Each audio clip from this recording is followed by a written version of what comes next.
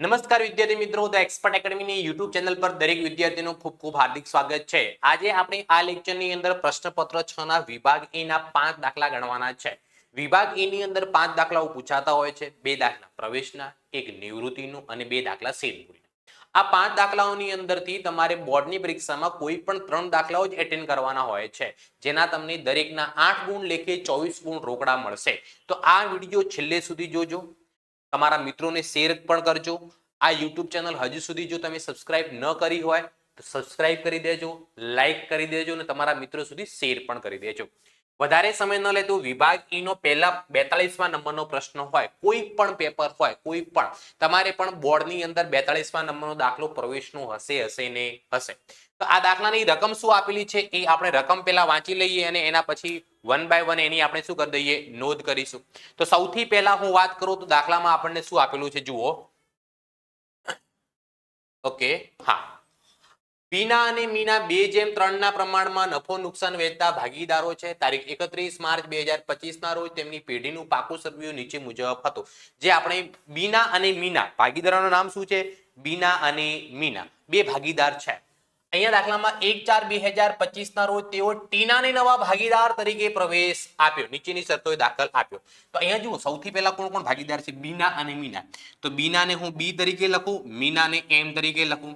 બીના અને મીના 2:3 ના પ્રમાણમાં નફો નુકસાન વેચતા ભાગીદારો છે। એમને નવો ભાગીદાર કોણ આવી રહ્યો છે? ટીના, ટી।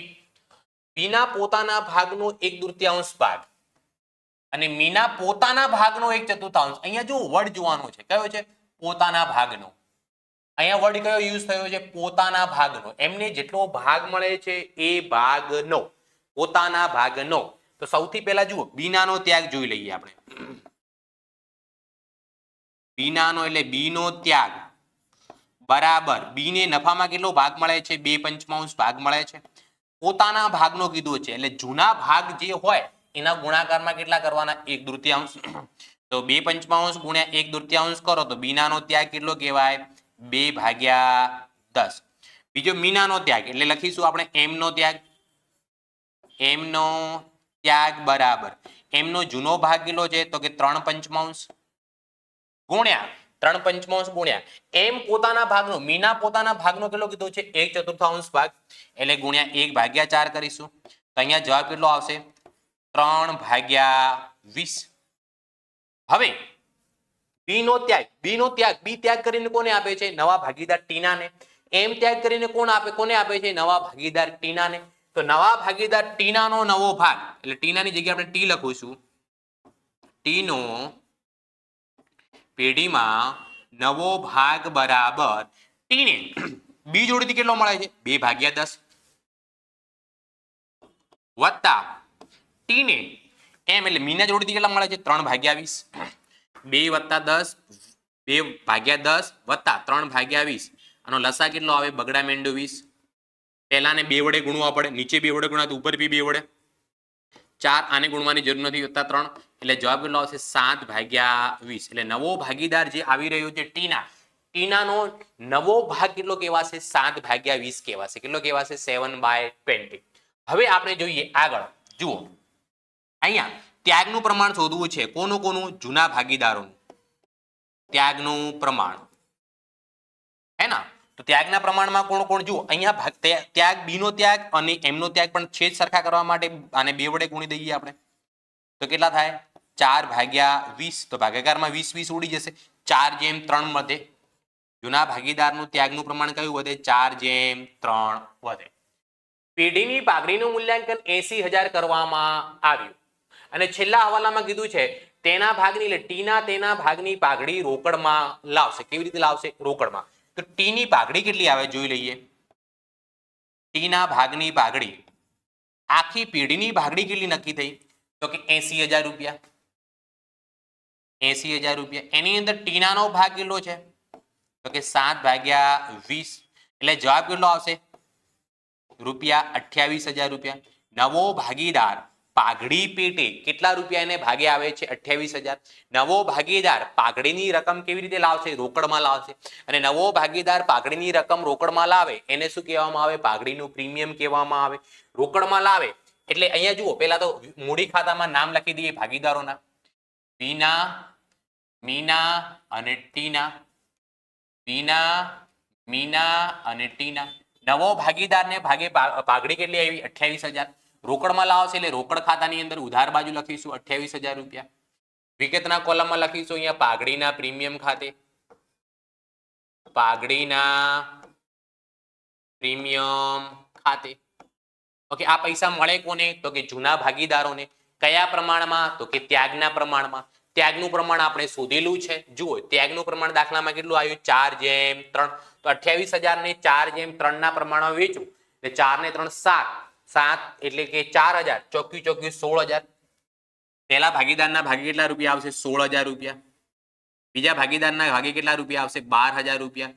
વિગતના કોલમમાં શું લખીશું? પાઘડીના પ્રીમિયમ ખાતે, પાઘડીના પ્રીમિયમ ખાતે. ચલો એના પછી દાખલામાં શું કીધું છે? બીના અને મીના તેમને મળેલ પાઘડી પૈકી 50% પાઘડી ઉપાડી જશે. એમને જેટલી પાઘડી મળી છે એની અંદરથી 50% એ લોકો શું લઈ લેશે? વિડ્રો કરી લેશે, ઉપાડી લેશે. તો અહીંયા જુઓ પહેલા ભાગીદાર બીનાને કેટલી મળી? 16,000. 16,000 ના 50% ઉપાડે એટલે એના ખાતે ઉધાર કરવાના 8,000. બીજા ભાગીદારને 12,000 મળી તો એના 50% કેટલા થશે? 6,000 રૂપિયા. ઉપાડી જશે એટલે રોકડ લઈ જશે. તો રોકડ અથવા બેંક ખાતે લખી શકો તમે, રોકડ અથવા બેંક ખાતે. અહીંયા શું કર્યું? ઉધાર. અહીંયા ઉધાર તો રોકડ ખાતામાં જમા થશે. સૌથી પહેલા લખીએ બીનાના મૂડી ખાતે, બીનાના મૂડી ખાતે. તો બીના કેટલા રૂપિયા ઉપાડી જાય છે? 8,000 રૂપિયા. બીજો ભાગીદાર મીનાના મૂડી ખાતે એટલે એમના મૂડી ખાતે. બીજો ભાગીદાર કેટલા રૂપિયા ઉપાડી જાય છે? મીના 6,000 રૂપિયા. રોકડ ખાતામાં શું થશે? જમા. રોકડ જાય છે. ચલો એના પછી નેક્સ્ટ હવાલો શું છે? યંત્રો પર 10% ઘસારો માંડી વાળવો. દાખલાની અંદર યંત્રો કેટલા આપેલા છે? 50,000 રૂપિયા. આ યંત્રો ક્યાં લખાય? પાકા સરિયામાં મિલકત લેણા બાજુ, પાકા સરિયામાં મિલકત લેણા બાજુ યંત્રો કેટલા રૂપિયા લખું? 50,000 રૂપિયા. એની અંદરથી આપણને 10% શું કીધું છે? ઘસારો ગણવાનો કીધું છે.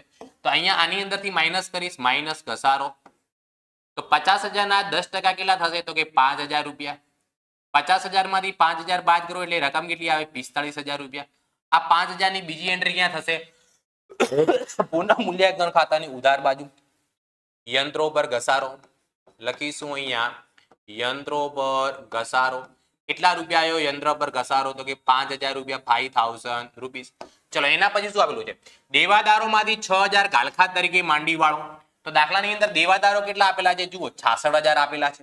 દેવાદારો ક્યાં લખાય? પાકા સરિયામાં મિલકત લેણા બાજુ. જુઓ અહીંયા લખીએ આપણે, દેવાદારો કેટલા રૂપિયા? 66,000. આની અંદરથી ગાલખાત કેટલી માંડી વાળવાનું કીધું આપણને? 6,000. તો આની અંદરથી હું 6,000 માઇનસ કરી દઉં. દેવાદારોમાંથી ગાલખાત કેટલી માઇનસ કરવાની? 6,000. 66,000 માંથી 6,000 જાય એટલે કેટલા વધે? તો કે 60,000 રૂપિયા. ચલો એના પછી નેક્સ્ટ આપણને હવાલામાં શું કીધું છે? અને 15% ગાલખાત અનામતની જોગવાઈ કરવાની કીધી છે. કેટલા ટકા? 15%. તો આપણી જોડે દેવાદારો કેટલા વધ્યા? તો કે 60,000 ના. તો માઇનસ 60,000 ના 15% કરો તો કેટલા રૂપિયા આવે? ગાલખાત અનામત 60,000 ના 15% કરો કેટલા રૂપિયા આવે? 9,000 રૂપિયા. 60,000 માંથી 9,000 જાય એટલે કેટલા રૂપિયા વધે? 51,000 રૂપિયા. હવે જો ગાલખાત અને ગાલખાત અનામત ગણવાથી દેવાદારોની કિંમતમાં ઘટાડો થયો. દેવાદારોની કિંમતમાં ઘટાડો થયો અને બીજી નોંધ પુનઃ મૂલ્યાંકન ખાતાની ઉધાર બાજુ લખાય. પણ લખતા પહેલા એનું આપણે ગાલખાત અનામત જોઈ લેવાની. ગાલખાત અનામત કેટલી આપેલી છે? આપણને 3,000 રૂપિયા આપેલી છે. તો ઓકે, હવે પુનઃ મૂલ્યાંકનની ઉધાર બાજુ શું લખીશું? સૌથી પહેલા તો ગાલખાત. ગાલખાત પહેલા કેટલી આવી હતી? પહેલા 6,000 કહેલી છે, એમાં 3,000 રૂપિયા અનામતના માંડી વાળો. 6,000 માંથી 3,000 રૂપિયા અનામત કેન્સલ કરી દેવાનું. તો કેટલા રૂપિયા ગાલખાતના વધે? 3,000 રૂપિયા. પછી ગાલખાત અનામત કેટલી ગણી આપણે? 9,000 રૂપિયા. તો ગાલખાત અનામત અહીંયા પૂરેપૂરી લખી દઈશું. કેટલા રૂપિયા? 9,000 રૂપીસ. 9,000 રૂપિયા. એના પછી રોકાણોની બજાર કિંમત 15,000 છે જે ચોપડે લાવવી. તો દાખલાની અંદર રોકાણો કેટલા આપેલા છે? 30,000 ના. નવી કિંમત કેટલી નક્કી થઈ? 15,000 રૂપિયા. તો અહીંયા રોકાણો હવે લખવામાં કેટલા આવશે? 15,000 ના જ લખવામાં આવશે. નવી કિંમત નક્કી કેટલી થઈ? 15,000 એ જ લખવામાં આવશે. પહેલા પાકા સરિયામાં રોકાણો કેટલા આપેલા હતા? આપણને 30,000. હવે આપણે કેટલા લખ્યા? તો કે 15,000 રૂપિયા. વધારો થાય છે કે ઘટાડો? તો કે ઘટાડો થાય છે. કેટલા રૂપિયાનો ઘટાડો થાય છે? તો કે 15,000 નો. તો 15,000 શું કહેવાય? નુકસાન કહેવાય. પુનઃ મૂલ્યાંકન ખાતાની ઉધાર બાજુ લખવા પડે, પણ એના પહેલા એનું અનામત જોઈ લે. અનામત કેટલું ભેગું કરેલું છે? 12,000 રૂપિયા. તો અહીંયા ઉધાર બાજુ કેટલા લખવાના? જુઓ રોકાણો ખાતે, રોકાણો ખાતે એમ તો રોકાણોનું નુકસાન કેટલું છે 15,000 રૂપિયા. એની અંદરથી 12,000 અનામત પેટે જે છે એને શું કર દો, બાદ કર દો. તો હજુ કેટલા રૂપિયા નુકસાન રહેશે? 3,000 રૂપિયા, જે આપણે પુનઃ મૂલ્યાંકન ખાતાની ઉધાર બાજુ લખે. આગળ કારીગર વળતર પેટે 50,000 નો દાવો મંજૂર રાખવો. કારીગર વળતર પેટે, તો અહીંયા કારીગર વળતરનો દાવો પાકા સરિયામાં મૂડી દેવા બાજુ લખાશે. કારીગર વળતરનો દાવો કેટલા રૂપિયા લખાશે? 50,000 રૂપિયા, 50,000 રૂપીસ. હવે દાખલાની અંદર આપણે જોઈ શકીએ કે કારીગર વળતર અનામત ભેગું કરીને આપેલું છે. હા, કારીગર વળતર ફંડ કેટલું ભેગું કરીને આપેલું છે? 40,000. આપણે હવે દાવો કેટલો સ્વીકાર્યો? 50,000. જે અનામત છે એના કરતા 10,000 રૂપિયા વધારે છે, એટલે 10,000 ની એન્ટ્રી ક્યાં થશે? પુનઃ મૂલ્યાંકન ખાતાની ઉધાર બાજુ. કારીગર વળતરનો દાવો, કારીગર વળતરનો દાવો. કારીગર વળતરનો દાવો એમ તો 50,000 રૂપિયા છે, પણ 50,000 માંથી 40,000 અનામત શું કરી દેવાની? બાદ કરી દેવાની. તો 50,000 માંથી હું 40,000 બાદ કરું એટલે રકમ કેટલી વધે? અહીંયા 10,000 રૂપિયા. ચલો, એના પછી દાખલામાં શું આપેલું છે? ટીના મૂડી તરીકે 1,20,000 અને તેના ભાગની પાઘડી પેટે રોકડા રકમ લાવશે. તો પાઘડીની એન્ટ્રી થઈ ગઈ છે. મૂડી તરીકે કેટલા લાવે છે? 1,20,000. જે મૂડી તરીકે લાવે છે રોકડ ખાતાની અંદર ઉધાર બાજુ લખીશું આપણે 1,20,000 રૂપિયા. ટીના મૂડી ખાતે વિગતના કોલમ લખીશું. અહીંયા ટીના મૂડી ખાતે, અહીંયા ઉધાર મૂડી ખાતામાં શું કરો? જમા. કોના ખાતે લખીશું? અહીંયા રોકડ ખાતે, રોકડ અથવા બેંક ખાતે. કેટલા રૂપિયા લખવામાં આવશે રોકડ ખાતે?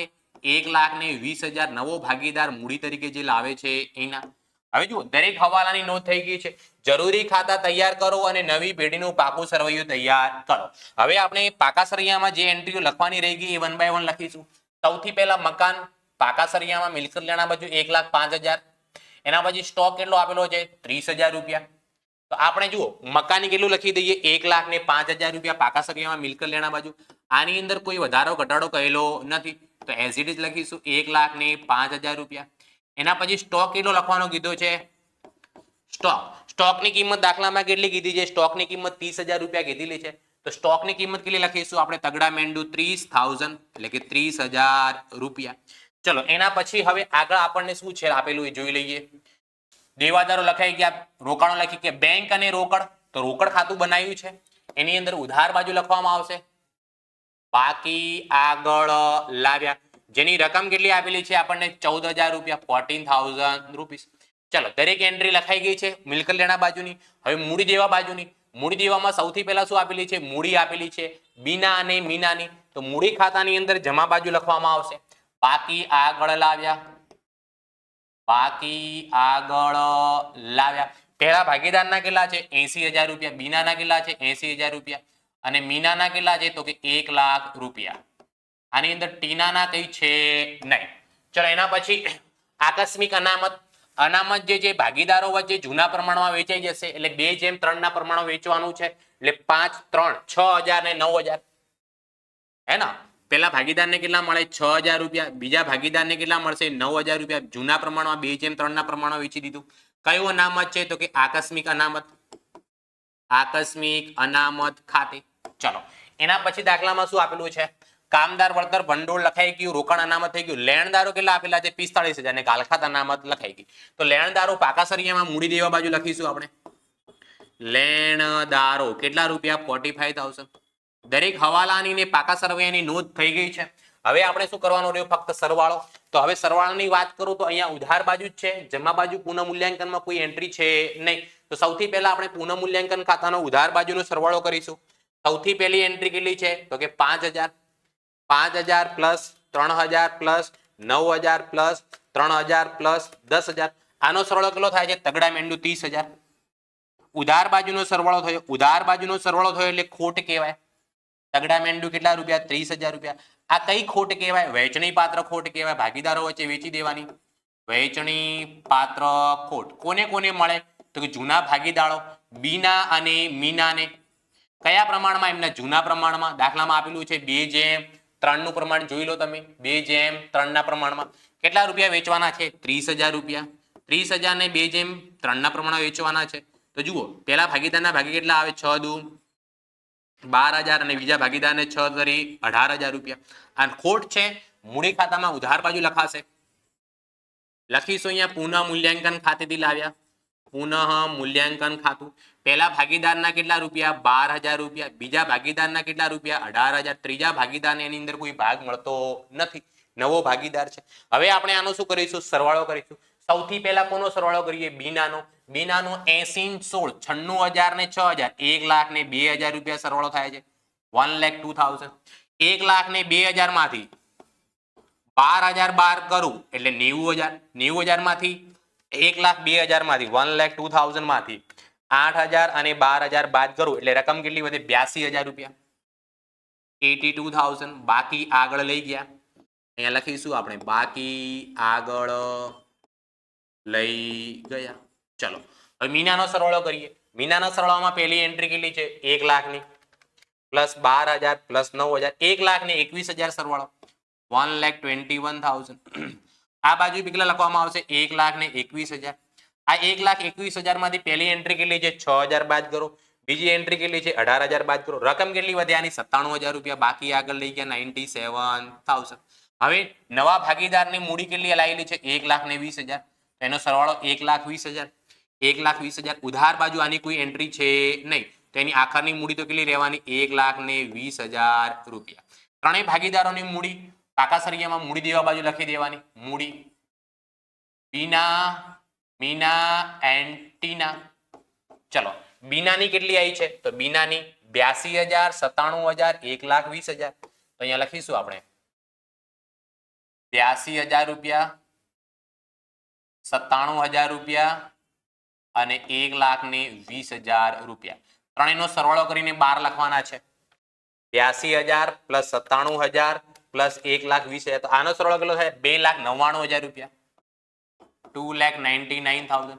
ચલો સરવાળો એક વખત ફરીથી ચેક કરી દો. 12 ને 9 21, 1 21, 1 21 માંથી 27,000 બાદ કરવાના છે. 24,000. ઓકે, 1,21,000 માંથી 24,000. ઓકે, બરાબર છે. હવે રોકડ ખાતાનો સરવાળો કરીશું. રોકડ ખાતાનો ઉધાર બાજુમાં પહેલી એન્ટ્રી કેટલી છે? 14,000 ની વત્તા 28,000 વત્તા 1,20,000. આનો સરવાળો કેટલો થાય? 1,62,000. 1,62,000 રૂપિયા. આ બાજુ કેટલા લખવામાં આવશે? 1,62,000 રૂપિયા. રોકડ અને બેંક સિલક પાકા સરિયામાં મિલકત લેણા બાજુ લખીશું આપણે. રોકડની સાથે બેંક સિલક કેટલા રૂપિયા આવી? 1,62,000 માંથી બે એન્ટ્રીઓ બાદ કરવાની. જમા બાજુની 8,000 ને 6,000 1,48,000 રૂપિયા. 1,48,000. બાકી આગળ લઈ ગયા. શું લખીશું અહીંયા? બાકી આગળ લઈ ગયા. આ રોકડ સિલક અહીંયા લખીશું 1,48,000. 1,48,000. 1,48,000. Now total of the both side પાકા સરિયાનો બંને બાજુનો સરવાળો કરવાનો. સૌથી પહેલી એન્ટ્રી કેટલી? 2,99,000 વત્તા 50,000 2,99,000 2,99,000 વત્તા 50,000 વત્તા 45,000 3,94,000. મૂડી દેવા બાજુ મારો સરવાળો અહીંયા થયો 3,94,000. મિલકત લેણા બાજુ ચેક કરી દઈએ. મિલકત લેણામાં પહેલી એન્ટ્રી કેટલી છે? 45,000 ની વત્તા 1,05,000 વત્તા 15,000 વત્તા કેટલા? 51,000 વત્તા કેટલા? 30,000 વત્તા 1,48,000 એટલે 3,94,000. પાકા સરિયાનો બંને બાજુનો સરવાળો સરખો થાય એનો મતલબ આપણો જવાબ શું કહેવાય? સાચો કહેવાય. કમ્પ્લીટ વિદ્યાર્થી મિત્રો ખબર પડી? યસ અથવા નો કોમેન્ટ કરીને મને તમે જણાવી શકો છો. તમે મને જણાવશો એટલે મારો ઉત્સાહ બી વધશે, અને મારો ઉત્સાહ વધશે તો તમારા માટે વધારે ને વધારે વિડીયો બને. ઓકે, ચલો નેક્સ્ટ દાખલાની શરૂઆત કરતા પહેલા વાત કરી દઈએ મોસ્ટ આઈએમપી બેચ 2026 ની 20 ડિસેમ્બર 2026 થી ચાલુ થઈ રહી છે. સોરી 2025 થી 20 ડિસેમ્બર 2025 થી જેની આપણે શરૂઆત કરી રહ્યા છીએ. એની અંદર દરરોજ સાંજે 7:15 વાગે લાઈવ લેક્ચર આવશે. એની અંદર નામાના મૂળ તત્વો અને આંકડાશાસ્ત્રનું ચેપ્ટર વાઇઝ મોસ્ટ આઈએમપી દાખલાઓનું રિવિઝન કરાવવામાં આવશે, જે તમને બોર્ડની પરીક્ષામાં પૂછાવાના છે. હે ને? તો આ લાઈવ લેક્ચર આપણી ધ એક્સપર્ટ એકેડમીની એપ્લિકેશન ઉપર આવશે. તો એના માટે દરેક વિદ્યાર્થી મિત્રોએ પ્લે સ્ટોરમાં જઈને ધ એક્સપર્ટ એકેડમીની એપ્લિકેશન ડાઉનલોડ કરી દેવી, અથવા તો નીચે ડિસ્ક્રિપ્શનની અંદર ધ એક્સપર્ટ એકેડમીની એપ્લિકેશનની લિંક આપેલી જ છે. સાથે સાથે હું તમને વાત કરી દઉં, એ મોબાઈલ વોટ્સઅપ નંબર બી આપી દઉં છું 9737448382. સાહેબ આ મોસ્ટ આઈએમપી બેચની અંદર જોડાવા માટે અમારે કઈ ફી બીજી ભરવાની ફક્ત ને ફક્ત 499 રૂપિયા. 499 રૂપિયામાં તમારા બે વિષયો કમ્પ્લીટ કરાવી દઈશ, જેની અંદર તમે 100 માંથી 100 ગુણ મેળવી શકો એવી તૈયારીઓ આપણે કરવાની છે. આ મોસ્ટ આઈએમપી બેચની અંદર તમે જોડાશો તો ચોપડીના સ્વાધ્યાયના અને ઉદાહરણના તમને વિડિયો લેક્ચર મળી જશે, સાથે સાથે એસાઇનમેન્ટનું સોલ્યુશન પણ મળી જશે. સાથે સાથે વાત કરું તો સેક્શન એ, દરેક વિષયના સેક્શન એ ના એમસીક્યુ તમને મળી જશે, હે ને, જે દરેક વિષયની અંદર 20 ગુણના પૂછાતા હોય છે. તો જલ્દીથી જલ્દી તમે આ બેચની અંદર જોઈન થઈ જાઓ, તમે જોડાઓ, તમારા મિત્રોને પણ જોડો, જેથી એ લોકો પણ એકાઉન્ટ અને આંકડાશાસ્ત્રની અંદર સારા ગુણ મેળવી શકે. ઓકે, ચલો નેક્સ્ટ દાખલા તરફ જઈએ. દાખલા નંબર 43. આ ચોપડીનો જ દાખલો છે. પારથી અને અનેરી 2:1 ના પ્રમાણમાં નફો નુકસાન વેચતા ભાગીદારો છે. આગળ શું કીધું છે? તેમની પેઢીનું પાકું સરવૈયું નીચે મુજબ છે. 31 માર્ચ 2025 ના રોજનું પાકું સરવૈયું આપણને દાખલામાં આપેલું છે. કોણ કોણ ભાગીદાર છે? તો ભાગીદારોના નામ પારથી અને અનેરી. તો પી અને એ લખો, પારથી અને અનેરી. પારથી અને અનેરી કયા પ્રમાણમાં નફો નુકસાન વેચતા ભાગીદારો છે? તો કે 2:1 ના પ્રમાણમાં. ઓકે, આગળ 1 એપ્રિલ 2025 ના રોજ તેઓએ હેન્સીને નવા ભાગીદાર તરીકે દાખલ નીચેની શરતોથી કરી. નવો ભાગીદાર કોણ આવે છે? Hansie, H. ઓકે, નવા નફા નુકસાનનું પ્રમાણ કીધું કે 3:4:2. તો લખી દો અહીંયા 3:4:2. પ્રવેશનો દાખલો છે, જૂનું પ્રમાણ પણ આપેલું છે, નવું પ્રમાણ પણ આપેલું છે. તો એના પરથી આપણે સૌ પ્રથમ ત્યાગનું પ્રમાણ શોધી લેવાનું. કોનું પ્રમાણ? ત્યાગનું. તો ભાગીદારે કરેલ ત્યાગ બરાબર સૂત્ર શું બને? ચોથા ચેપ્ટરમાં તમે ભણ્યા હશો, જૂનો ભાગ માઇનસ નવો ભાગ. જૂનો ભાગ માઇનસ નવો ભાગ. ચાલો સૌથી પહેલા પાસવીનો ત્યાગ એટલે પી નો ત્યાગ. પી નો જૂનો ભાગ કેટલો છે? 2 અને સરવાળો કેટલો થશે? 2 ને 1 3. તો 2/3 માઇનસ નવો ભાગ કેટલો છે? 3 ને 4 7, 7 ને 2 9 એટલે 3/9. નવું પ્રમાણ કયું છે? 3/9. તો અહીંયા લસા કેટલો આવશે? 9 લસા આવશે. આને કેટલા વડે ગુણવા પડે? 3 વડે. નીચે 3 વડે ગુણાય તો ઉપર બી 3 વડે. 2 તરી 6 માઇનસ 3 એટલે જવાબ આનો કેટલો આવે? 3/9. અનેરીનો ત્યાગ. અનેરીનો ત્યાગ બરાબર અનેરીનો જૂનો ભાગ કેટલો છે? 1/3 માઇનસ એનો નવો ભાગ કેટલો છે? તો કે 4/9. ઓકે, અહીંયા લસા કેટલો આવશે? 9 આવશે. આને કેટલા વડે ગુણવા પડે? 3. નીચે 3 વડે તો ઉપર બી 3 વડે. આને ગુણવાની જરૂર નથી. 3 માંથી 4 છે માઇનસ 1/9 આવ્યા. ત્યાગના સૂત્રનો ઉપયોગ કર્યો, જવાબ માઇનસમાં આવે તો એને શું કહેવામાં આવે? લાભ કહેવામાં આવે. આગળ દાખલાની અંદર શું કીધું છે? એનસી મૂડી તરીકે 40,000 રૂપિયા રોકડમાં લાવશે. એનસી નામનો જે ભાગીદાર છે એ મૂડી તરીકે કેટલા રૂપિયા? 40,000 રૂપિયા રોકડમાં લાવશે. તો નવો ભાગીદાર, ઓકે, ભાગીદારનું નામ લખી દઈએ, પાસવી, અનેરી, હેન્સી. પાસવી, અનેરી અને હેન્સી. તો અનેરી નવા ભાગીદાર તરીકે મૂડી તરીકે કેટલા રૂપિયા લાવી રહ્યો છે? 40,000 રૂપિયા. રોકડ ખાતાની અંદર ઉધાર બાજુ 40,000 રૂપિયા. હેન્સી ના મૂડી ખાતે વિગતના કોલમમાં લખી દઉં, એચ ના મૂડી ખાતે. ચલો અહીંયા ઉધાર તો એના મૂડી ખાતે શું કરવાનું? જમા. રોકડ અથવા બેંક ખાતે. રોકડ અથવા બેંક ખાતે. કેટલી રકમ લખવું? તો કે 40,000 રૂપિયા, 40,000 રૂપીસ. ચલો એના પછી શું આપેલું છે? લોન પર 1 વર્ષનું વ્યાજ ચૂકવવાનું બાકી છે. તો અહીંયા જુઓ 10% લોન આપેલી છે. 10% લોન ક્યાં લખાય? પાકા સરિયામાં મૂડી દેવા બાજુ. 10% લોન કેટલા રૂપિયા આપેલી છે? 35,000 રૂપિયા. ઓકે, 1 વર્ષનું વ્યાજ કેટલું થાય? 35,000 ના 10% 3500. ચૂકવવાનું બાકી લોન પર વ્યાજ દેવું કહેવાય. મૂડી દેવામાં લખીશું 35,000 ના 10% 3500 રૂપિયા. ધંધા માટે ખર્ચ કહેવાય. પુનઃ મૂલ્યાંકન ખાતાની ઉધાર બાજુ લખવામાં આવશે. કોના પર વ્યાજ છે? તો કે લોન પર વ્યાજ. કેટલા રૂપિયા? કે 3,500 રૂપિયા. ચલો એના પછી પારથીના અંગત ખર્ચના ચૂકવેલ 5600 રૂપિયા નફા નુકસાન ખાતે ઉધારેલ છે. કોના ખાતે ઉધારેલ છે? નફા નુકસાન ખાતે. તો અહીંયા સાહેબ નફા નુકસાન ખાતું જ બનાવ્યું નથી, તો પુનઃ મૂલ્યાંકન ખાતું જે છે એક પ્રકારના નફા નુકસાન ખાતાનો જ એક ભાગ છે. તો નફા નુકસાન ખાતે શું કરેલા છે? ઉધાર. તો નફા નુકસાન ખાતે આપણે 5600 રૂપિયા શું કરી દઈશું? જમા કરી દઈશું. કોના હતા આ? તો કે પારસીના અંગત ખર્ચના. તો કોના ખાતે લખવાના? પારસીના મૂડી ખાતે. મૂડી ખાતે. અહીંયા જમા પારસીની અંદર 5600 રૂપિયા શું થશે? ઉધાર. સામેવાળા ખાતાનું નામ લખી દેવાનું. ક્યાંથી લાયા? તો કે પુનઃ મૂલ્યાંકન ખાતેથી. પુનઃ મૂલ્યાંકન ખાતેથી 5600 રૂપિયા. ચલો એના પછી આગળ પુનર્ગઠન ખર્ચના 8400 અનેરી ચૂકવ્યા છે. તો પેઢી માટે ખર્ચ કહેવાય. પેઢી માટે ખર્ચ કેટલા રૂપિયા? 8400. પુનઃ મૂલ્યાંકન ખાતાની અંદર ઉધાર બાજુ લખાય પુનર્ગઠન ખર્ચ. પુનર્ગઠન ખર્ચ. આ ખર્ચ ચૂકવવાનો બાકી છે. જો ચૂકવવાનો બાકી હોય તો મૂળ દેવામાં લખાય.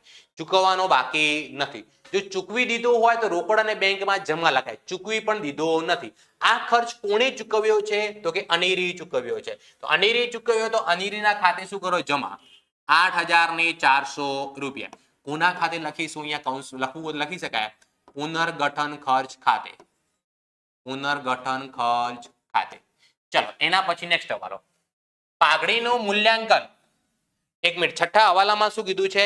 પાઘડીનું મૂલ્યાંકન 90000 કરવામાં આવ્યું. કેટલા રૂપિયા કરવામાં આવ્યું? 90000 રૂપિયા. તો અહીંયા નવો ભાગ અહીંયા મિસપ્રિન્ટ થઈ ગઈ છે, લખી દઉં છું. પાઘડીનું મૂલ્યાંકન કેટલું કરવામાં આવ્યું? 90000 રૂપિયા. ઓકે. હવે નવો ભાગીદાર કોણ આવે છે? હેન્સી. તો હેન્સી ની પાઘડી શોધી લઈએ આપણે. હેન્સી ની પાઘડી બરાબર 90000 ગુણ્યા હેન્સી નો ભાગ કેટલો છે? 2 ભાગ્યા 3 ને 4 9 9 ને 3 ને 4 7 7 ને 2 9. એટલો મતલબ હેન્સી ની પાઘડી કેટલા રૂપિયા આવે? 20000 રૂપિયા. તો હેન્સી એ પાઘડી પેટે કેટલા રૂપિયા લાવવા પડે? 20000 રૂપિયા લાવવા પડે. હેન્સી ની મૂડીને અહીંયા લખવાનું બાકી રહી ગયો. હેન્સી ની મૂડીને પાયા તરીકે રાખી પારતી અને અનેરીની મૂડી નવી પેઢીના નવા નફા નુકસાનના પ્રમાણમાં રાખવી. જરૂરી હવાલા કયા ખાતામાં આપવા? ચાલુ ખાતામાં નાખવા. જરૂરી ખાતા અને પાકું સરવૈયું તૈયાર કરો. અહીંયા હવે ખાસ ધ્યાન રાખવાનું છે. હેન્સી નવો ભાગીદાર પાઘડીની રકમ રોકડમાં લાવશે એવું ક્યાંય દાખલામાં કહેલું નથી. એનો મતલબ નવો ભાગીદાર પાઘડીની રકમ રોકડમાં લાવતો નથી. જો રોકડમાં ના લાવતો હોય તો એના ખાતે ઉધાર કરવામાં આવે. તો અહીંયા જુઓ નવો ભાગીદાર આયા પછી કયા ખાતા બને છે? ચાલુ ખાતા બને છે. કયા ખાતા બને છે? ચાલુ ખાતા. તો આ નવા ભાગીદારના 20000 રૂપિયા એના ખાતે ઉધાર કરવાના, હેન્સીના ખાતે ઉધાર કરવાના, પણ કયા ખાતામાં? ચાલુ ખાતામાં. તો આપણે ચાલુ ખાતા બનાયા નથી. તો ચાલુ ખાતાની આપણે ડાયરેક્ટ એન્ટ્રી ઉધાર બાજુ કરવાની છે, એટલે મિલકત લેણામાં જ લખી દઈશું. તો લખીશું અહીંયા હેન્સીના ચાલુ ખાતે.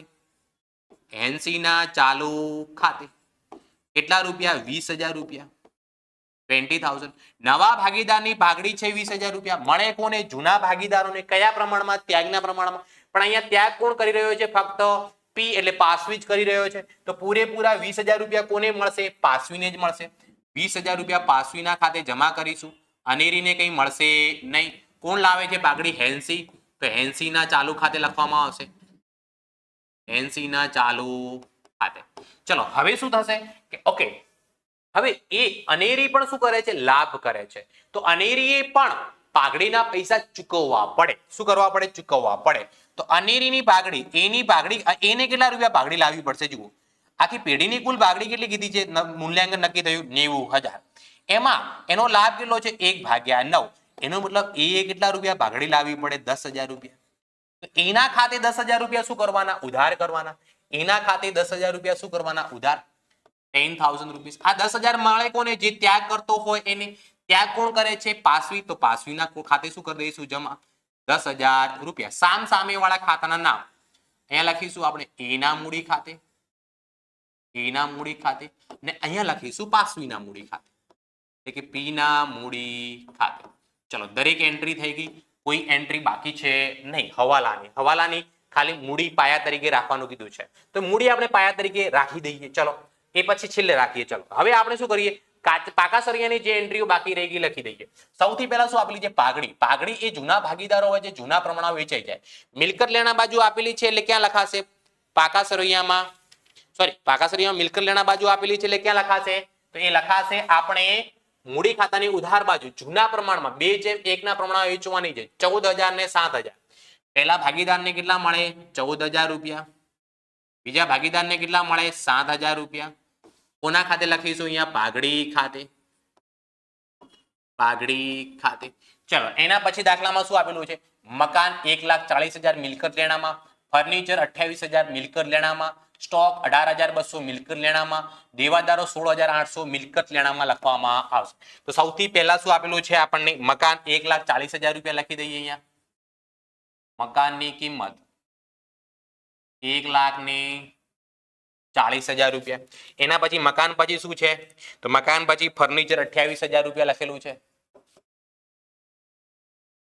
ફર્નિચર 28,000 રૂપિયા. ફર્નિચર પછી શું લખેલું છે? સ્ટોક 18,200 રૂપિયા. સ્ટોકની કિંમત 18,200 રૂપિયા. સ્ટોક પછી શું આપેલું છે? દેવાદારો 16,800.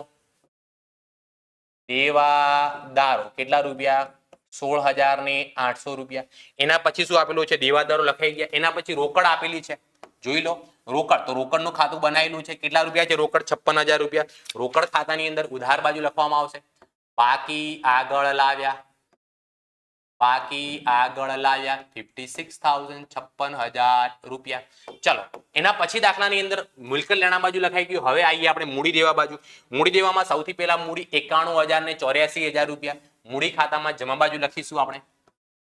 બાકી આગળ લાવ્યા કેટલા છે?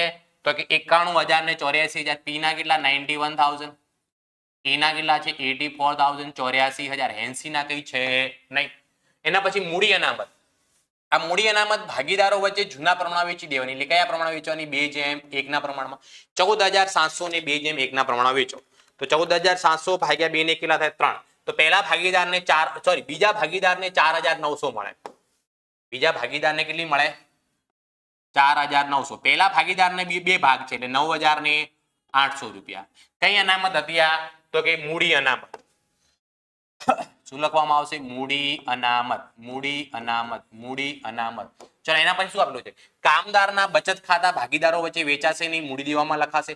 કારીગર નફા ભાગ ભંડોળ પણ મૂડી દેવામાં લખાશે. 10% લોન લખાઈ ગઈ છે. લેણદારો 39,900 આપેલા છે, એ પણ ક્યાં લખાશે? મૂડી દેવાની અંદર લખાશે. તો પાકા સરિયામાં મૂડી દેવા બાજુ સૌથી પહેલા કામદાર વળતર ફંડ, કામદાર બચત ખાતા છે. શું છે? કામદાર બચત ખાતા. તો કામદાર બચત ખાતાની રકમ કેટલી આપેલી છે આપણને? 7,000 રૂપિયા. એની પછી કારીગર નફા ભાગ ભંડોળ. કારીગર નફા ભાગ ભંડોળ. ચલો, કારીગર નફા ભાગ ભંડોળની કિંમત કેટલી આપેલી છે? 8,400 રૂપિયા. અને છેલ્લે શું લખવાનું બાકી છે? લેણદારો. 10%ની લોન તો લખાઈ ગઈ છે. લેણદારોની કિંમત કેટલી આપેલી છે? 39,900. 39,900 રૂપીસ. ઓકે, દરેકની એન્ટ્રી થઈ ગઈ. હવે આપણે શું કરવાનો છે? સરવાળો. સૌથી પહેલા સરવાળો આપણે પુનઃ મૂલ્યાંકન ખાતાનો કરીશું. તો પુનઃ મૂલ્યાંકન ખાતાનો ઉધાર બાજુ પુનઃ મૂલ્યાંકન ખાતાનો ઉધાર બાજુનો સરવાળો વધારે દેખાય છે. 3500 વત્તા કેટલા? 8,400. 11,900. આ 11,900 માંથી 11,900 માંથી પહેલી એન્ટ્રી કેટલી બાદ કરી દેવાની? 5,600 રૂપિયા. તો -5600 કરો એટલે કેટલા વધે? 6,300 રૂપિયા. આ શું કહેવાય? ખોટ કહેવાય. કઈ ખોટ કહેવાય? વહેંચણી પાત્ર ખોટ. વહેંચણી પાત્ર ખોટ કોને મળે? જૂના ભાગીદારોને, એટલે કે પાસવી અને અનેરીને. કયા પ્રમાણમાં? જૂના પ્રમાણમાં, એટલે કે 2:1 ના પ્રમાણમાં. તો 2 ને કેટલા થાય? 3. બીજાના ભાગે 2,100 રૂપિયા અને પહેલાના ભાગે કેટલા આવે? 4,200 રૂપિયા. અહીંયા જમા છે, મૂડી ખાતામાં ઉધાર થશે. ક્યાંથી લાયા? તો કે પુનઃ મૂલ્યાંકન ખાતેથી. પુનઃ મૂલ્યાંકન ખાતેથી. પહેલા ભાગીદારના કેટલા આયા? 4,200 રૂપિયા. અને બીજા ભાગીદારના કેટલા આયા? 2,100 રૂપિયા. હવે દાખલાની અંદર છેલ્લા હવાલામાં શું કીધું છે? કે હેન્સીની મૂડીને પાયા તરીકે રાખવી. પારથી અને અનેરી મૂડી નવી પેઢીમાં નવા નફા નુકસાનના પ્રમાણમાં રાખશે. કોની મૂડીને પાયા તરીકે રાખવાની? હેન્સીને. તો સૌથી પહેલા હેન્સીના મૂડીનો સરવાળો કરો તો કેટલા રૂપિયા આવે? આ બાજુ 40,000.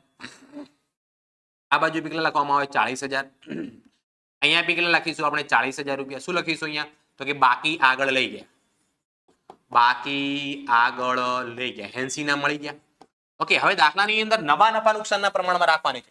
નવા નફા નુકસાનનું પ્રમાણ દાખલામાં આપેલું છે 3:4:2. તો જુઓ, નવા નફા નુકસાનનું પ્રમાણ લખું 3:4:2.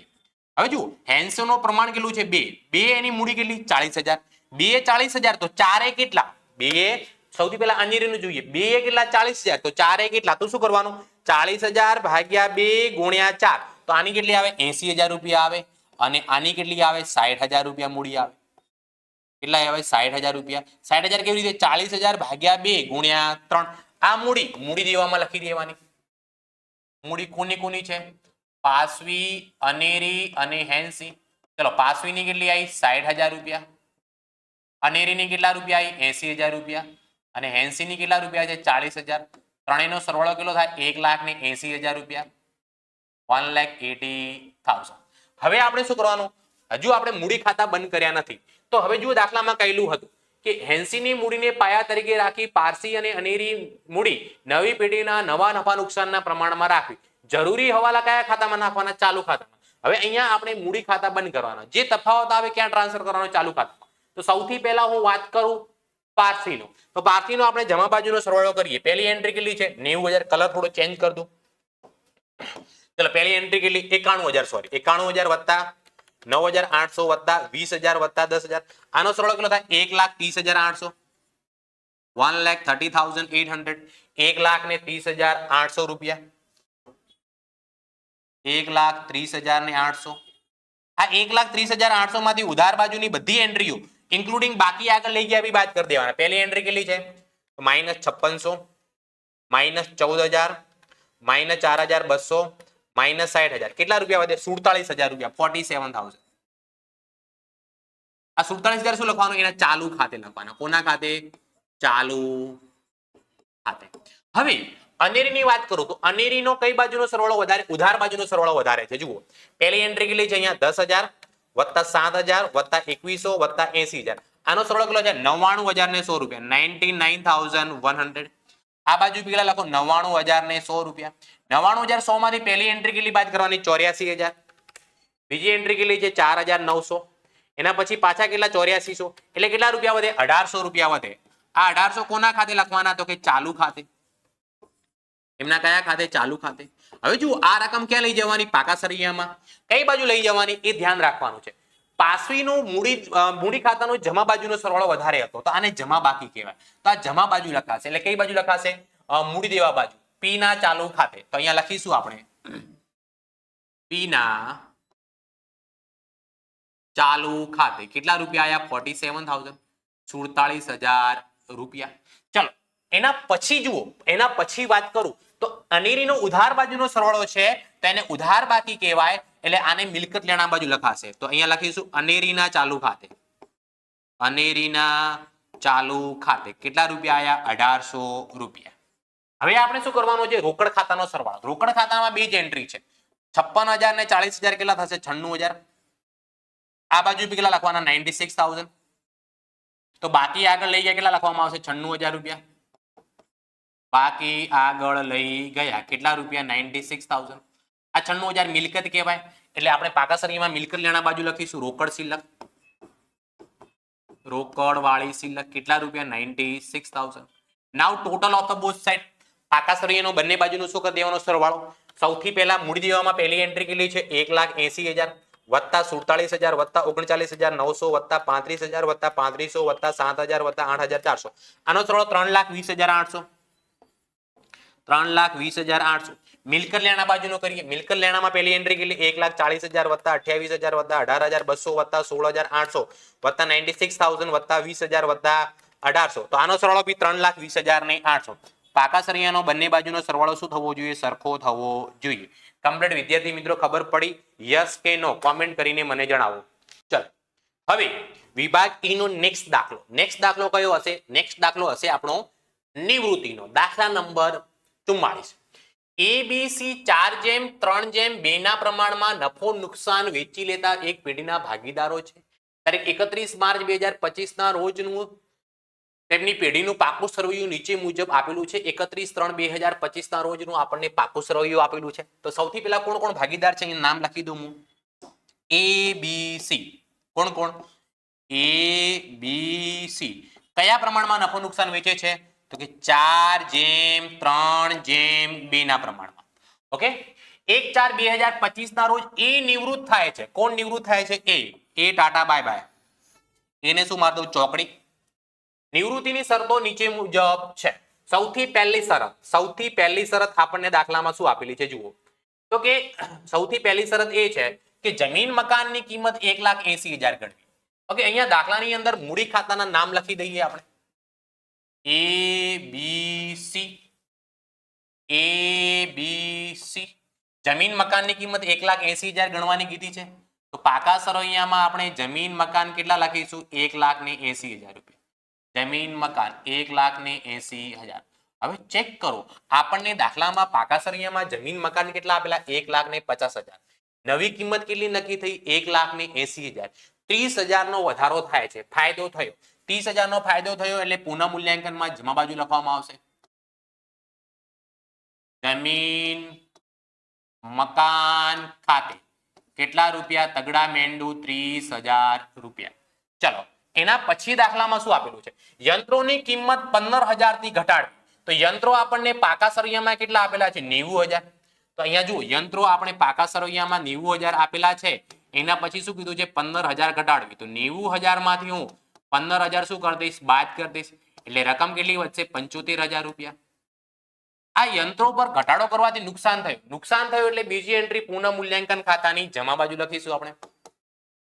યંત્રો ખાતે કેટલા રૂપિયા નુકસાન થયું? 15,000 રૂપિયા. 15,000, 15,000 રૂપિયા. ચલો, એના પછી દાખલામાં શું આપેલું છે? દેવાદારો પર 10% ઘાલખાત અનામત રાખવી. દેવાદારો આપણને કેટલા આપેલા છે? 60,000 રૂપિયા. તો પાકા સરવૈયામાં મિલકત લેણા બાજુ લખો હું દેવાદારો 60,000. દેવાદારો કેટલા રૂપિયા? 60,000. એના 10% ઘાલખાત અનામત રાખવાનું કીધું છે. તો માઇનસ ઘાલખાત અનામત 60,000 ના 10% કેટલા થાય? 6,000. 60,000 માંથી 6,000 બાદ કરવું એટલે કેટલા રૂપિયા વધે? 54,000 રૂપિયા. ઓકે, ઘાલખાત અનામતથી નુકસાન થાય, પરંતુ આપણને ઘાલખાત અનામત ઓલરેડી 4,000 આપેલી હતી. નવી કેટલી આવી? 6,000. ઘાલખાત અનામતની કિંમતમાં વધારો થઈ રહ્યો છે. વધારો થઈ રહ્યો છે એનો મતલબ નુકસાન થાય. કેટલા રૂપિયાનું? 2,000. પુનઃ મૂલ્યાંકન ખાતાની ઉધાર બાજુ લખીશું ઘાલખાત અનામત ખાતે કેટલા રૂપિયા લખવામાં આવશે? 2,000 રૂપિયા. ચલો, એના પછી દાખલામાં શું આપેલું છે? લેણદારો પૈકી 5,000 ચૂકવવા પડશે નહીં. તો દાખલાની અંદર લેણદારો કેટલા આપેલા છે? 64,000 રૂપિયા આપેલા છે. લેણદારો ક્યાં લખાય? પાકા સરવૈયામાં મૂડી દેવા બાજુ. જુઓ તો લખું હું અહીંયા. લેણદારો કેટલા રૂપિયા? 64,000. આની અંદરથી 5,000 નહીં ચૂકવવા પડે. તો 64,000 માંથી 5,000 બાદ કરો એટલે કેટલા વધે? 59,000 રૂપિયા.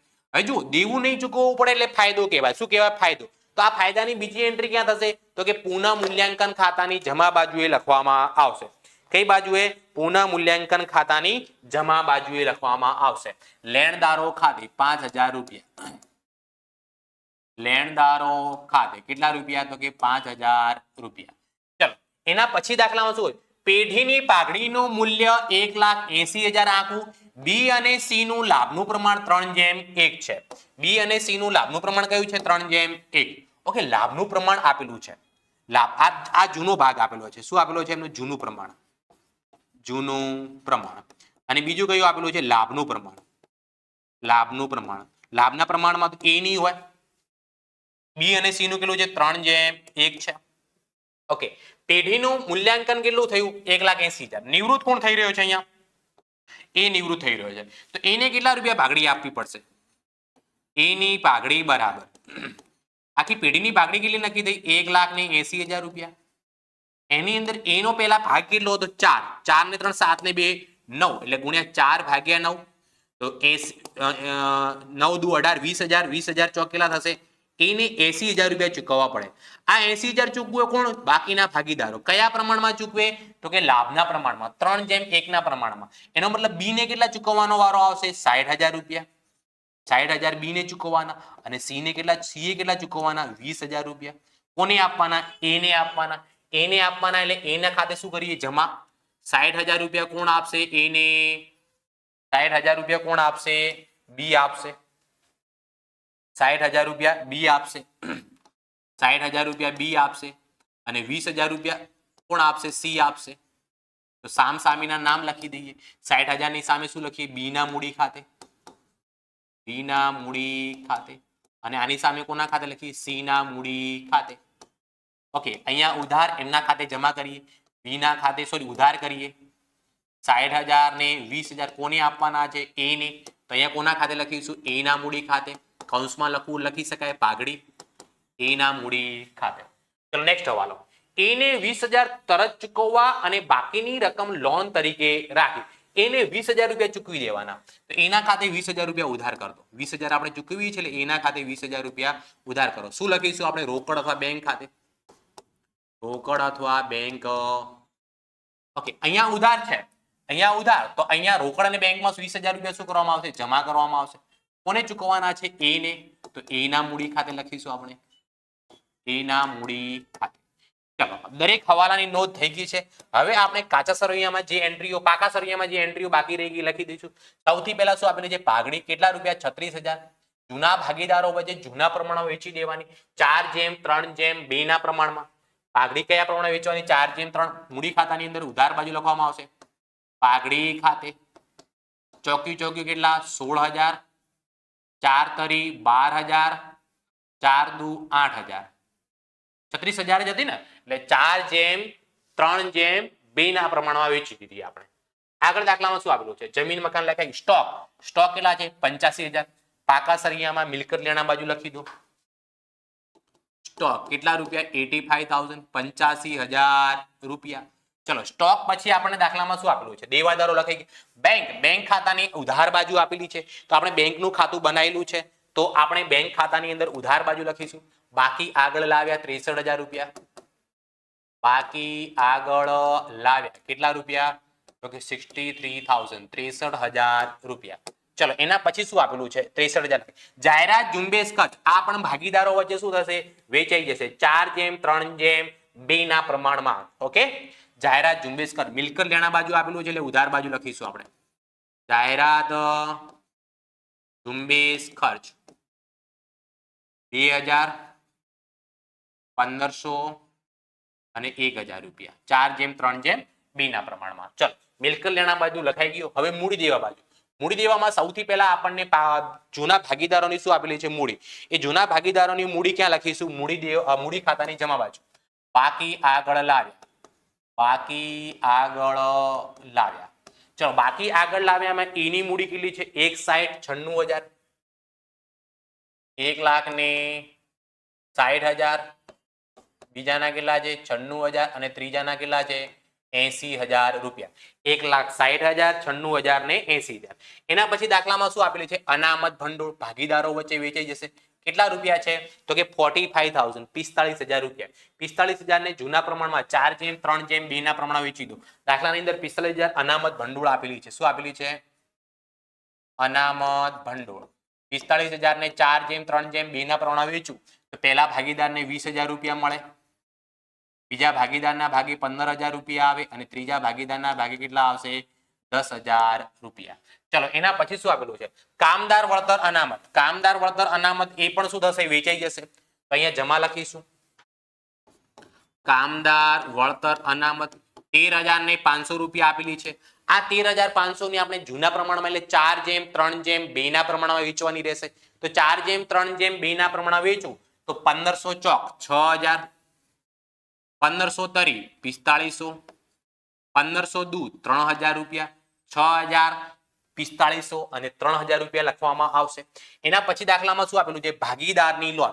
ભાગીદારની લોનમાં સૌથી પહેલા એ નિવૃત્ત થાય છે, તો એની લોન એના મૂડી ખાતે લખી દઈએ.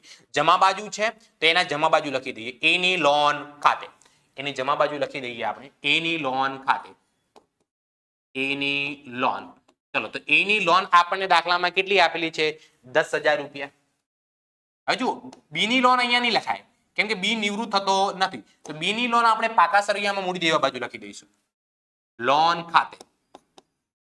લોન ખાતે કોણ કોણ આવશે? એ અને બી. એમાં બી ના અત્યારે કેટલા આપેલા છે? એના પછી લખાશે. બી ના કેટલા છે? 16,000 રૂપિયા. અને એના પછી દાખલામાં શું આપેલું છે? લેણદારો. તો લેણદારોની એન્ટ્રી આપણે ઓલરેડી કરી દીધેલી છે. શું કરી દીધેલી છે? ઓકે, કમ્પ્લીટ ખબર પડી વિદ્યાર્થી મિત્રો? યસ અથવા નો કોમેન્ટ કરીને જણાવો. હવે જુઓ, દરેકની એન્ટ્રી થઈ ગઈ, કોઈ એન્ટ્રી બાકી નહીં. હવે આપણે શું કરવાનું રહેશે? સરવાળો કરવાનો રહેશે.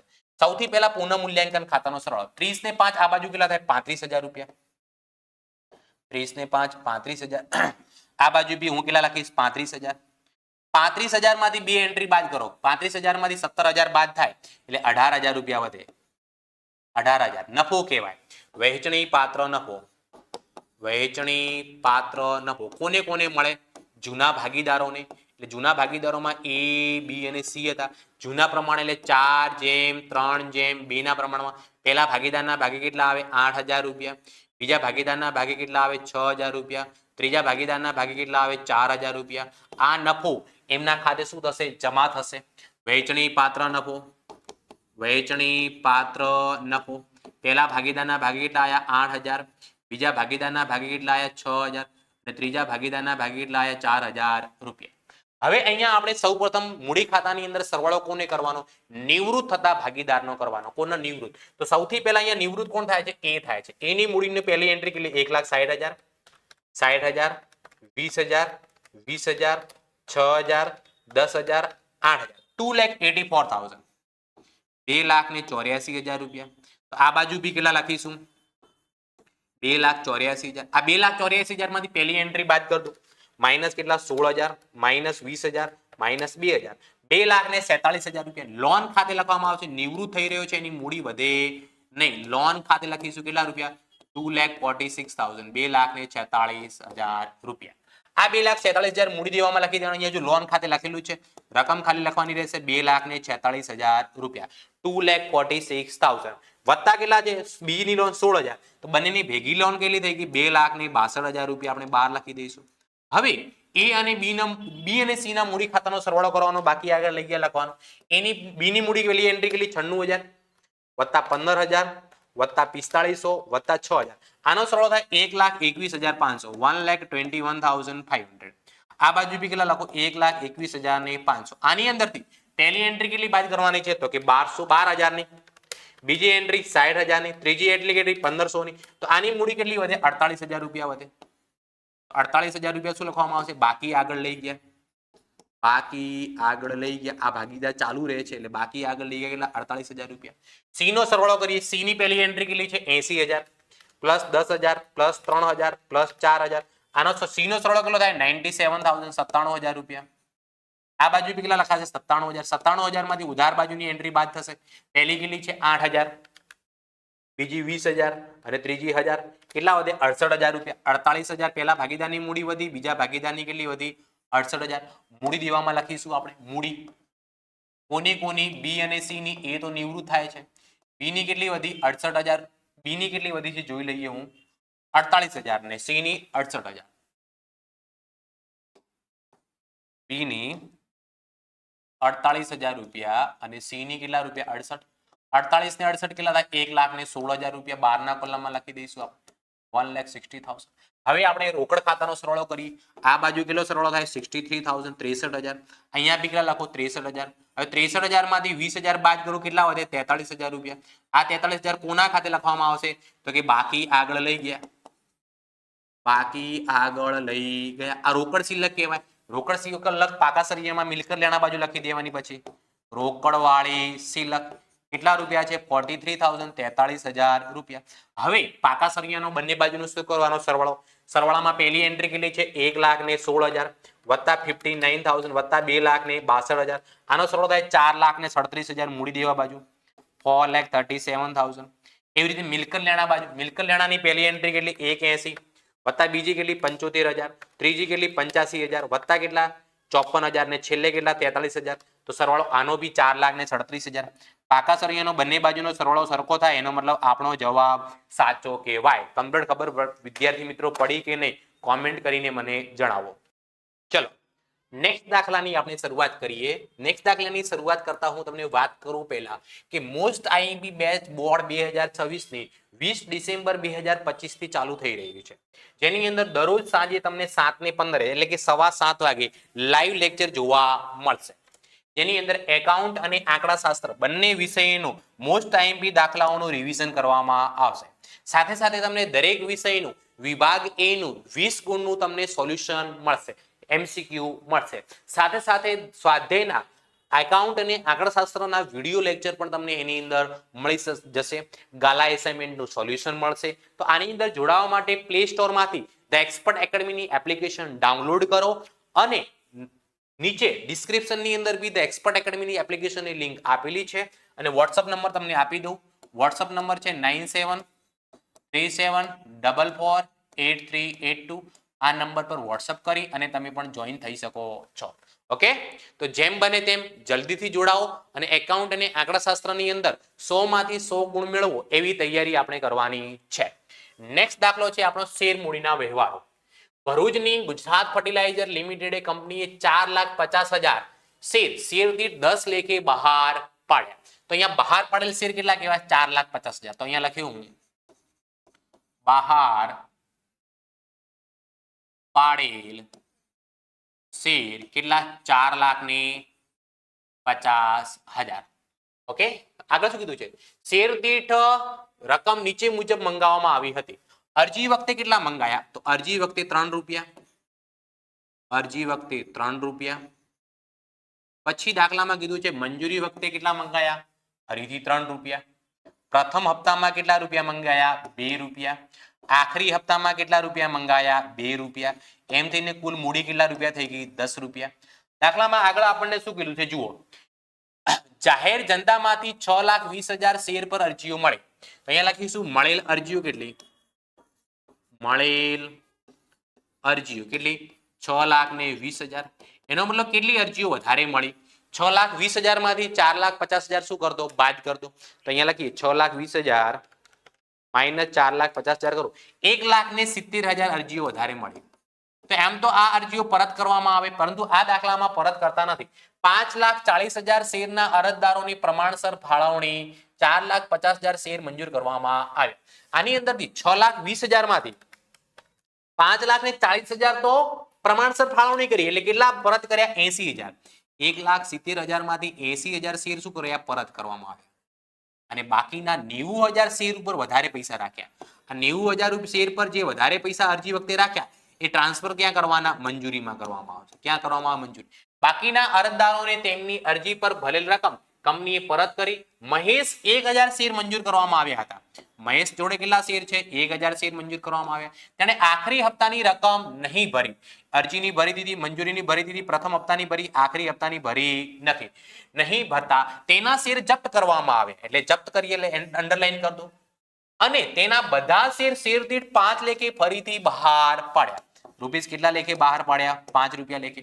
કંપનીના ચોપડે ઉપરના વ્યવહારોની આમનોંધ પસાર કરો. બાબત જે જરૂરી નથી. તો જુઓ, અરજીની 2 આમનોંધ, મંજૂરીની 2 આમનોંધ, પ્રથમ હપ્તાની 2 આમનોંધ, આખરી હપ્તાની 2 આમનોંધ, શેર જપ્ત કરવાની 1 નોંધ, શેર ફરીથી બહાર પાડવાની 1 નોંધ અને છેલ્લે નફો મૂડી અનામત ખાતે લઈ જવાની 1 નોંધ. તો આ દાખલાની અંદર કુલ 11 નોંધ કરવામાં આવશે. 11 નોંધની અંદરથી પહેલી નોંધ આપણે લખીશું સૌથી પહેલા અરજીની. બેંક ખાતે ઉધાર દે ઇક્વિટી શેર અરજી ખાતે. બેંક ખાતે ઉધાર તે ઇક્વિટી શેર કોના ખાતે? અરજી ખાતે. તો જુઓ અહીંયા કેટલી અરજીઓ મળી છે દાખલાની અંદર એ જોઈ લો. તો અરજીઓ મળી છે 6,20,000. અરજી દીઠ કેટલા રૂપિયા મંગાયા? 3 રૂપિયા. તો 6,20,000 ગુણ્યા 3 કરવાના છે. 6,20,000 ગુણ્યા કેટલા? 3. એટલે 6 તરીકે કેટલા થાય? 18,60,000 રૂપિયા. 18,60,000 ઉધાર કરવામાં આવે, 18,60,000 જમા કરવામાં આવે. પહેલા નંબરની આમનોંધમાં જે જમા થયું છે બીજા નંબરની આમનોંધમાં ઉધાર થશે. એટલે લખીશું અહીંયા આપણે ઇક્વિટી શેર અરજી ખાતે ઉધાર. ઇક્વિટી શેર અરજી ખાતે ઉધાર. તે ઇક્વિટી શેર મૂડી ખાતે. ઇક્વિટી શેર કોના ખાતે? મૂડી ખાતે. હવે જુઓ અહીંયા વધારાની અરજીઓ પરત કરીએ છીએ. જે પરત કરીએ તે કોના ખાતે લખવાની? બેંક ખાતે. અને થોડા ઘણી વધારે આ કંપની રાખે છે તે કયા પૈસા ટ્રાન્સફર કરવાના? મંજૂરી ખાતે. તો ઇક્વિટી શેર કોના ખાતે લખીશું આપણે? મંજૂરી ખાતે. અહીંયા ઉધાર કેટલા થશે? પહેલા નંબરની આમનોંધમાં જે જમા થયા એ ઉધાર 18,60,000. કોઈ પણ દાખલામાં મૂડી ખાતે જમા કેટલા કરવાના? તો બહાર પાડેલ જે શેર હોય ને, બહાર પાડેલ શેર ગુણ્યા મૂડી 3 રૂપિયા. 4,50,000 ગુણ્યા 3 એટલે 13,50,000 રૂપિયા મૂડી ખાતે લખવાના. 13,50,000 રૂપિયા. બેંક ખાતે કેટલા લખવાના? પરત કેટલા કરી રહ્યા છીએ? 80,000. કેટલા પરત કરી રહ્યા છીએ? 80,000 શેર પરત કરી રહ્યા છીએ. 80,000 ગુણ્યા અરજી વખતે 3 રૂપિયા હતા એટલે 2,40,000 રૂપિયા કોના ખાતે લખવામાં આવશે? બેંક ખાતે પરત. વધારે શેર કેટલા રાખ્યા? 90,000. એ ક્યાં ટ્રાન્સફર કરવાના છે? મંજૂરીમાં. 90,000 ગુણ્યા 3 રૂપિયા એટલે કેટલા થશે? 2,70,000 રૂપિયા. 2,70,000 રૂપિયા. ઓકે, ચલો હવે કોનો વારો આવશે? મંજૂરીનો વારો આવશે. મંજૂરીનો વારો આવશે એટલે શું લખવામાં આવશે? ઇક્વિટી શેર મંજૂરી ખાતે ઉધાર ત્રીજા નંબરની આમનું ઇક્વિટી શેર મંજૂરી ખાતે ઉધાર તે ઇક્વિટી શેર મૂડી ખાતે તે ઇક્વિટી શેર કોના ખાતે મૂડી ખાતે ચાલો તો મંજૂરીમાં કેટલા રૂપિયા મંગાવવામાં આવ્યા હતા તો મંજૂરીમાં 3 રૂપિયા મંગાવવામાં આવ્યા હતા કેટલા શેર પાછળ 4,50,000 4,50,000 ગુણ્યા 3 કરું એટલે કેટલા રૂપિયા આવે 13,50,000 રૂપિયા ઉધાર કરવામાં આવશે અને 13,50,000 રૂપિયા જમા કરવામાં આવશે એના પછીની આમનો ચોથા નંબરની આના પૈસા મળે એટલે શું લખવામાં આવે બેંક ખાતે ઉધાર તે કોના ખાતે લખીશું ઇક્વિટી શેર મંજૂરી ખાતે ઇક્વિટી શેર મંજૂરી ખાતે અહીંયા હવે ખાસ ધ્યાન રાખવાનું છે હે ને મંજૂરી ખાતે કેટલા જમા કરવાના જેટલા ઉધાર કરેલા હોય એટલા તો 13,50,000 ઉધાર કરેલા છે એની અંદરથી જુઓ આપણે અરજી વખતે 2,70,000 શેર વધારે રાખ્યા હતા 2,70,000 તો 13,50,000 લેવાના હતા એની અંદરથી મંજૂરીમાં અરજીમાં 2,70,000 વધારે મળી ગયા 13,50,000 માંથી 2,70,000 બાદ કરવાના તો હવે અહીંયા મંજૂરીમાં કેટલા મળશે 10,80,000 10,80,000 ઉધાર કરવામાં આવશે 10,80,000 રૂપિયા શું કરવામાં આવશે જમા કરવામાં આવશે હવે કોનો વારો આવશે ફરીથી પ્રથમ હપ્તાનો તો પાંચમા નંબરની આમનું શું થશે ઇક્વિટી શેર પ્રથમ હપ્તા ખાતે ઉધાર ઇક્વિટી શેર પ્રથમ હપ્તા ખાતે ઉધાર તે ઇક્વિટી શેર મૂડી ખાતે તે ઇક્વિટી શેર કોના ખાતે મૂડી ખાતે ચલો પ્રથમ હપ્તાના કેટલા રૂપિયા મંગાયા એ જોઈ લો તો પ્રથમ હપ્તાની અંદર અહીંયા 2 રૂપિયા મંગાયા તો 4,50,000 બહાર પડેલ શેર ગુણ્યા 2 કરું એટલે કેટલો જવાબ આવે 9 લાખ રૂપિયા તો 9 લાખ ઉધાર કરવામાં આવશે અને 9 લાખ રૂપિયા શું કરવામાં આવશે જમા કરવામાં આવશે હવે અહીંયા ઇક્વિટી શેર પ્રથમ હપ્તામાં બધા પૈસા મળી જાય છે કોઈ બાકી રહેતા નથી એટલે બેંક ખાતે ઉધાર તે ઇક્વિટી શેર પ્રથમ હપ્તા ખાતે તે ઇક્વિટી શેર કોના ખાતે પ્રથમ હપ્તા ખાતે કેટલા રૂપિયા 9 લાખ ઉધાર કરવામાં આવે અને 9 લાખ રૂપિયા શું કરવામાં આવે જમા કરવામાં આવે હવે કોનો વારો આવ્યો આખરી હપ્તાનો તો ઇક્વિટી શેર આખરી હપ્તા ખાતે ઉધાર સાતમા નંબરની આમનો ઇક્વિટી શેર આખરી હપ્તા ખાતે ઉધાર તે ઇક્વિટી શેર મૂડી ખાતે ઇક્વિટી શેર મૂડી ખાતે ચલો તો ઇક્વિટી શેર આખરી હપ્તામાં કેટલા રૂપિયા મંગાયા તો કે 2 રૂપિયા કેટલા શેરના 4,50,000 4,50,000 ગુણ્યા 2 કરો એટલે કેટલા રૂપિયા આવે 9 લાખ રૂપિયા 9 લાખ રૂપિયા ઉધાર અને 9 લાખ રૂપિયા શું કરવામાં આવશે જમા કરવામાં આવશે આના પૈસા મળે એટલે કંપની શું લખે બેંક ખાતે ઉધાર સૌથી પહેલા બેંક ખાતે ઉધાર પૂરેપૂરા પૈસા મળતા નથી તો મળવાના બાકી હપ્તા ખાતે ઉધાર તે ઇક્વિટી શેર આખરી હપ્તા ખાતે જમા કરવાના ઇક્વિટી શેર કોના ખાતે આખરી હપ્તા ખાતે આખરી હપ્તામાં જમા કેટલા કરવાના તો આગળની આમનોંધમાં જે ઉધાર કરેલા છે 9 લાખ એના એ હવે આપણે આ આખરી હપ્તામાં કેટલા શેરના પૈસા નથી મળતા એમ નામનો શેર હોલ્ડર 1,000 શેરના નથી ભરતો 1,000 ગુણ્યા કેટલા કરવાના 2 1,000 ગુણ્યા 2 કરીશ એટલે કેટલા રૂપિયા નથી મળતા 2,000 9 લાખમાંથી 2,000 બાદ કરું એટલે કેટલા વધે 8,98,000 ઓકે આને શેર પૈસા ન ભર્યા આખરી હપ્તાના એટલે એના શેર શું કર્યા જપ્ત કરી એટલે શું થાય ઇક્વિટી શેર મૂડી ખાતે ઉધાર ઇક્વિટી શેર કોના ખાતે મૂડી ખાતે ઉધાર કેટલા શેર જપ્ત કર્યા 1,000 શેરના પૈસા નથી ભર્યા 1,000 ગુણ્યા 10 રૂપિયા મૂડી એટલે કેટલા રૂપિયા 10,000 રૂપિયા કેમ જપ્ત કર્યા કેમ કે એને આખરી હપ્તાના પૈસા ભર્યા નથી તો જ્યારે એને આખરી હપ્તાના પૈસા નથી ભર્યા ત્યારે આપણે કોના ખાતે ઉધાર કરેલા મળવાના બાકી હપ્તા ખાતે તો જમા કોના ખાતે કરવાના તે મળવાના બાકી હપ્તા ખાતે કેટલા રૂપિયા તો કે 2,000 રૂપિયા 2,000 10,000 માંથી 2,000 નથી આપ્યા તો 8,000 આપી દીધા હશે તો જે આપી દીધા એ કોના ખાતે લખવામાં આવશે શેર જપ્તી ખાતે કંપનીનો એટલો શું થશે ફાયદો કેટલા રૂપિયાનો 8,000 રૂપિયા આ કંપની આ શેર ફરીથી શું કર્યા જાહેર જનતામાં બહાર પાડ્યા જાહેર જનતામાં બહાર પડે એટલે કંપનીને પૈસા મળે એટલે કંપની શું લખે બેંક ખાતે ઉધાર હવે અહીંયા ખાસ ધ્યાન રાખવાનું છે કંપનીએ આ શેર કેટલા રૂપિયામાં ફરીથી બહાર પાડ્યા 5 રૂપિયામાં તો બેંક ખાતે ઉધાર કેટલા થશે 1,000 શેર ગુણ્યા 5 1000 ગુણ્યા 5 કરો એટલે કેટલા રૂપિયા આવે? 5000 રૂપિયા આવશે. કેટલા રૂપિયા? 5000 રૂપિયા. એનો મતલબ જુઓ, 10 રૂપિયાનો શેર હતો, 5000 રૂપિયા મળે છે. 10 રૂપિયાનો શેર હતો, 5 રૂપિયા મળે છે, તો 5 રૂપિયાનું નુકસાન કહેવાય. એ નુકસાન કોના ખાતે ઉધાર કરવાનો? શેર જપ્તી ખાતે ઉધાર. 1000 એક શેરના કેટલા રૂપિયા નુકસાન છે? 5. 1000 ગુણ્યા 5 કરો તો કેટલા રૂપિયા આવે? 5000 રૂપિયા આવશે. કેટલા રૂપિયા? 5.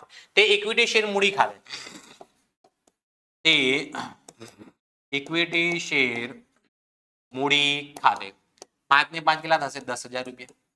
કંપનીએ શેર જપ્ત કર્યા હતા ત્યારે અમુક પૈસા જે મળેલા હતા એમાં ફાયદો કંપનીને કેટલો થયો? 8,000. સામે નુકસાન શેર જપ્તીમાં કેટલો થાય છે? 5,000. 8,000 માંથી 5,000 બાદ કરો એટલે કેટલા વધે? 3,000 રૂપિયા. તો આ કોના ખાતે લખવામાં આવશે? શેર જપ્તી ખાતે ઉધાર. શેર જપ્તી ખાતે ઉધાર. તે મૂડી અનામત ખાતે, તે મૂડી અનામત ખાતે કેટલા રૂપિયા લખવામાં આવશે? 3,000 રૂપીસ. ક્લિયર? દરેક વિદ્યાર્થીને ખબર પડી કે ઈઝી છે.